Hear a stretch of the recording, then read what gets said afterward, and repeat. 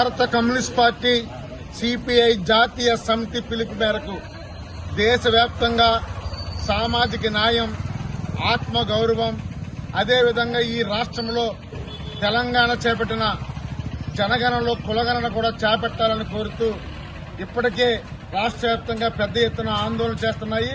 అందులో భాగంగా Rajahmundry sub collector కార్యాలయం కూడా ఈరోజు ఈ నిరసన కార్యక్రమం చేపట్టడం జరిగింది.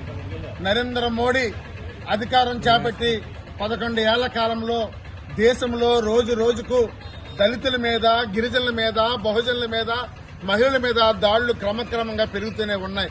నేషనల్ సర్వే క్రైమ్ రిపోర్ట్స్ ప్రకారంగా చూస్తే ఈ రోజు మనకి దాంట్లో దళితుల మీద 18,000 మంది పైగా, అలాగే గిరిజనుల మీద 12,000 మంది, మహిళల మీద కూడా 14,000 ఇలా రోజు రోజుకు దాడులు పెరుగుతూనే ఉన్నాయి. అంటే రాజ్యాంగం కేంద్ర ప్రభుత్వం చేతుల్లో లేదు. ఆర్ఎస్ఎస్ సంఘ పరివారం అణు సైనికుల్లో ఈ రోజు భారత రాజ్యాంగం ఉంది. ప్రజాస్వామ్యాన్ని పాతర వేస్తున్నారు. ఈ రోజు స్వేచ్ఛగా తిరిగే పరిస్థితి లేదు. ఈ రోజు ప్రశ్నించే వారి మీద దాడులు మరింతగా ఎక్కువైపోయినాయి. ఈ క్రమంలో ఆదివాసీల మీద, ముఖ్యంగా గిరిజన ప్రాంతాల్లో సహజ వనరులను దోచుకోవడం కోసం ఈ రోజు అక్కడున్న నక్సలైట్లని బహిరంగంగానే కాల్చివేసి ఈ రోజు లొంగ తీసుకుని ఈ రోజు ఆదివాసీ ఆ గిరిజన ప్రాంతాల్లో ఉన్న సహజ వనరుల్ని అంబానీ అదానికి దోచిపెడుతున్నారు.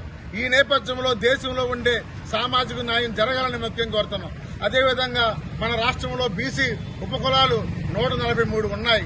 ఒక పక్క తెలంగాణ అసెంబ్లీలో బిల్లు ప్రవేశపెట్టి అక్కడ కులగణన చేపట్టాలి, స్థానిక సంస్థల ఎన్నికల్లో రిజర్వేషన్లు ఇవ్వాలని కోరుతున్నారు. రేపు వచ్చే స్థానిక సంస్థల ఎన్నికలు త్వరలో రాబోతున్నాయి.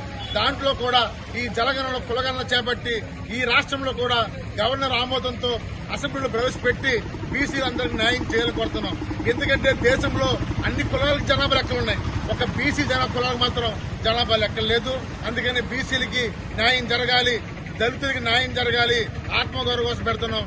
ఇప్పటికైనా నరేంద్ర మోడీ తను చేపడుతున్న విధానాలను వెనక్కి తీసుకోవాలని, లేని పక్షంలో మరింత ఉద్యమం చేపడతామని సందర్భంగా తెలియజేస్తున్నాం. తాటిపాక మధు, సిపిఐ రాష్ట్ర కార్యదర్శి సభ్యులు.